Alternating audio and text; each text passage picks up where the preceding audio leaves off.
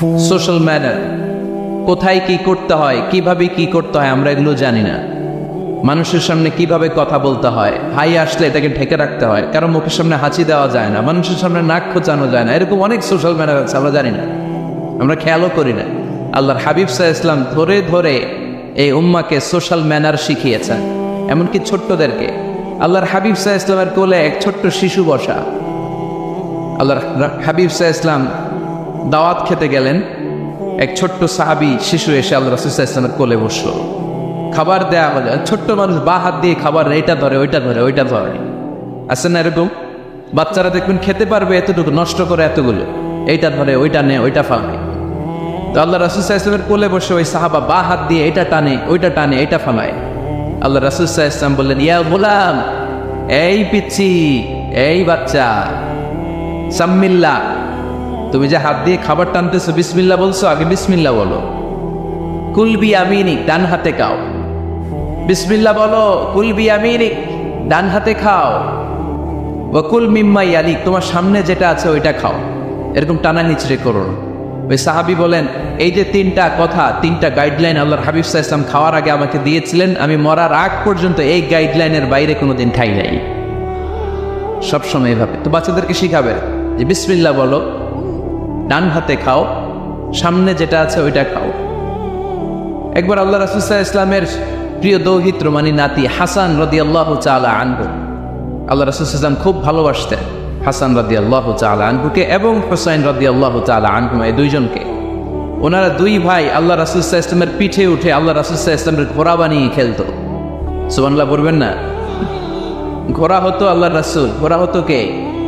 আর ঘোড়সওয়ার হতেন হাসান আর হুসাইন। আল্লাহ রাসূল সাল্লাল্লাহু আলাইহি ওয়াসাল্লাম বাপরি চুল রাখতেন, লম্বা চুল, ঘোড়ার ঘাড়ে যেমনি রশি থাকে, হাসান হোসেন রাসূল সাল্লাল্লাহু আলাইহি ওয়াসাল্লামের চুলগুলোরে ধরে টেনে টেনে এরকম ঘোড়া ঘোড়া ফেলতেন। সুবহানাল্লাহ বললেন না? তো হাসান রাদিয়াল্লাহু তাআলা আনহু একবার যাকাতের খেজুরের স্তূপ ছিল, উনি যে ছোট্ট মানুষ, খাবার দেখলেই তো ছোট্ট বাচ্চারা খেতে আরম্ভ করে, এটা কি নিজের খাবার, হালাল না হারাম এগুলো তো খেয়াল করে না। তো হাসান রাদিয়াল্লাহু তাআলা আনহু যাকাতের খেজুর নিয়ে খেতে আরম্ভ করলেন। আল্লাহ রাসূল সাল্লাল্লাহু আলাইহি ওয়াসাল্লাম এসে ওনার গলায় চেপে ধরলেন, চেপে জোর করে মুখ থেকে টেনে খেজুর বের করলেন আর বললেন, ইন্না লা নাকুলু সাদাকা, হাসান তুমি জানো না আমরা হাশিমি খানদানের লোক, আমরা আলে মুহাম্মদ, আমার বংশের কেউ কোনোদিন তার গলা দিয়ে যাকাতের কোনো সম্পদ ঢোকাতে পারবে না। খবরদার হাসান, খবরদার নাতি, ফেলে দাও। হাদিসে এসেছে কিক কিক, মানে আমরা যেটা ওয়াক ওয়াক বলি, গলার ভিতরে গেলে ওয়াক ওয়াক বলে থুতু ফেলি, রাসূল সাল্লাল্লাহু আলাইহি ওয়াসাল্লাম কিক কিক বলে গলায় চেপে মুখ থেকে টেনে সে খেজুরটা বের করেছেন। বলেছেন, হাসান আমরা যাকাতের সাদাকার খেজুর খাই না, খবরদার হাসান কখনো যাকাতের খেজুর খাবে না। সুবহানাল্লাহ পড়ো। তো এইভাবে আল্লাহ রাসূল সাল্লাল্লাহু আলাইহি ওয়াসাল্লাম আমাদেরকে শিখিয়েছেন, অন্যায় দেখলে, ভুল দেখলে এটা বলতে হবে, কারণ সাকিতু আনিল হাক্কি শাইতানুন আখরাস, অন্যায় দেখে যে চুপ থাকে ওটা মুমিন নয়, ওটা বোবা শয়তান। চিল্লায় বলেন ঠিক কি না? অন্যায় দেখলে রুখে দাঁড়ান, গর্জে উঠুন। আপনার আপন বোনের বয়সের একটা মেয়েকে কিছু বকাটে ছেলেরা টিস করতেছে, আপনি দেখে চলে যান কেন? দাঁড়ান, আপনি জিজ্ঞেস করুন কি হয়েছে, মেয়েটাকে তোমরা ডিস্টার্ব করো কেন? আপনি দাঁড়ালে আরো কয়েকজন এসে দাঁড়াবে, ঠিক কিনা? কিন্তু একজনকে তো দাঁড়াইতে হবে, দাঁড়ানোর দরকার আছে না নাই? মনে রাখবেন, আধারে ভয় পেও না, আলো আছে আড়ালে, অন্ধকার পালিয়ে যাবে, তুমি উঠে দাঁড়াবে। দাঁড়াতে হবে আপনাকে। অন্যায় রুখে দেন, অসঙ্গতি রুখে দেন, প্রতিবাদ করেন। সামাজিক যত ধরনের অন্যায় আছে, যৌতুক, সুদ, ঘুষ, দুর্নীতি, রুখে দেন।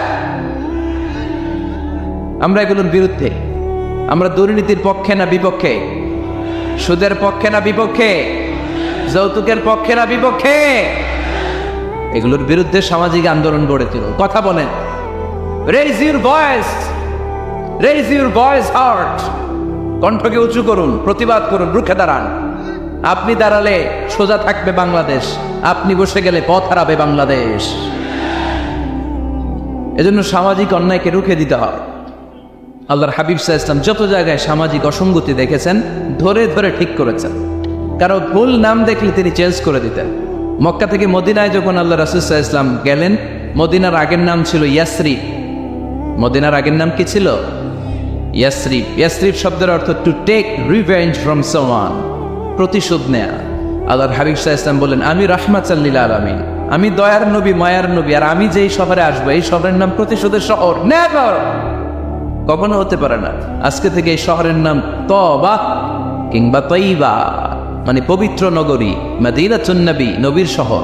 আল্লাহ রাসূল সাল্লাল্লাহু আলাইহি ওয়াসাল্লাম ইয়াসরিব থেকে ওই শহরের নাম ওই দিনই মদিনা শহর বানায় দিলেন।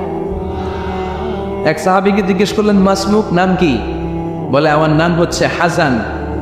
হাজান মানে দুশ্চিন্তা, অ্যাংজাইটি, মানে যে সবসময় টেনশন করে। আল্লাহ রাসূল সাল্লাল্লাহু আলাইহি ওয়াসাল্লাম বলেন, এটা একটা নাম হলো মিয়া? টেনশন কি কারো নাম হয়? রাসূল সাল্লাল্লাহু আলাইহি ওয়াসাল্লাম বললেন, শোনো, তোমাকে একটা পরামর্শ দেই, এই টেনশন নাম বাদ দাও, তুমি হাজান নাম কেটে সাহাল নাম রাখো, সাহাল। এখন হাজান বলে, আমি ছোট্টবেলা থেকে সবাই আমার চেনে হাজান নামে, এখন আমার নাম যে সাহাল, এটা আবার ঘোষণা দিতে হবে, দরকার নাই, আমার হাজান আছে, এটাই ভালো, টেনশন, সমস্যা নেই। ও এবার বাড়িতে চলে যাওয়ার পরে আল্লাহ সব টেনশন ওর মাথার উপরে চাপাইছে। ওর এই বিপদ, ওর ব্যবসায় মন্দা, ওর পেটে ব্যথা, ওর জ্বর, ওর অসুস্থতা, ওর পরে শান্তি নেই, একটার পর একটা টেনশন আরো বেড়ে গেছে। সবাই বলে হাজান, ওই যে রাসূল সাল্লাল্লাহু আলাইহি ওয়াসাল্লাম সুন্দর নাম দিয়েছিল ওইটা নেও না, এই জন্য টেনশন বাড়ছে, যাও রাসূল সাল্লাল্লাহু আলাইহি ওয়াসাল্লামের কাছে ক্ষমা চেয়ে নাম ফেরত করে নিয়ে আসো। হাজান এবার যে বলে, ইয়া রাসূলুল্লাহ, আমার হাজান নামের দরকার নেই, আপনি যেটা সাহাল দিয়েছিলেন ওইটাই ভালো। সাহাল শব্দটা তো সহজ। সাহাল মানে কি? ওই সাহাল রাদিয়াল্লাহু তাআলা আনহু বলে, আমি রাসূল সাল্লাল্লাহু আলাইহি ওয়াসাল্লামের কাছে ক্ষমা চেয়ে ওনার দেয়া নাম নিয়ে আসলাম, সাহাল। তারপর থেকে সবাই আমাকে ডাকে সাহাল। সাহাল মানে সহজ।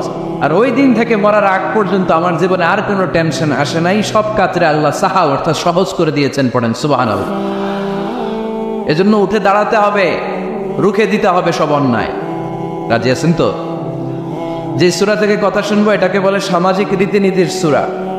আমাদেরকে আল্লাহ তাআলা সোশ্যাল অ্যান্ড মোরাল কিছু গাইডলাইন দিয়েছেন, 10টা গাইডলাইন আল্লাহ তাআলা আমাদের জন্য এখানে ডেডিকেট করেছেন। এবং আমরা দেখব যে এই সমস্যাগুলোর কারণেই আমাদের সমাজে আজকে অশান্তি।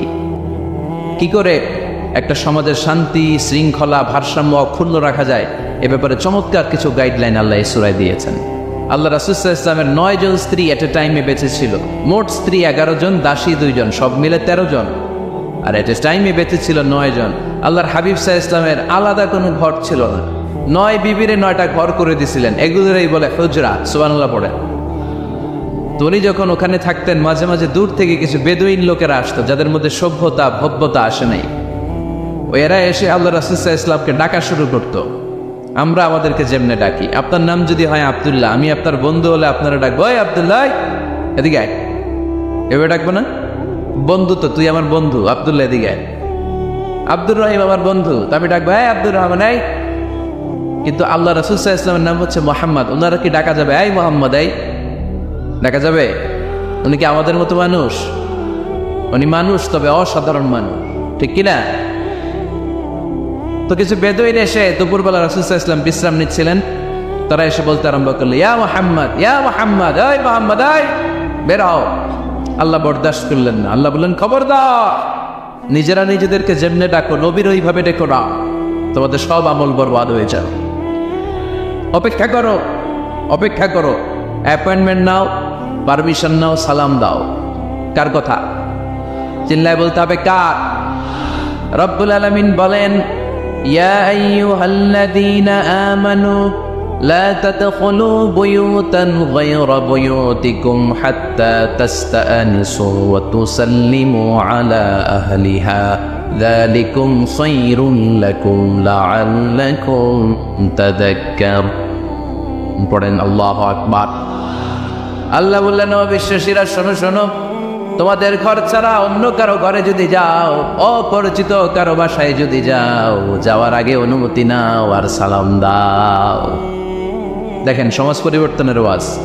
অনুমতি নিতে হবে, সালাম দিতে হবে, পারমিশন নিয়ে যাবেন, অ্যাপয়েন্টমেন্ট নিয়ে যাবেন। অনেকে এমপির বাসায় যেয়ে ভিড় করে, এমপিরে পায় না, রাগ থাকে, আরে আসছি, এমপি হয়েছে তো কি হয়েছে, পাওয়া যায় না সময় মতো।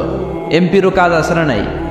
উনি তো আপনাদের জন্যই কাজ করেন, যে মিটিংগুলো করে আপনাদের জন্য।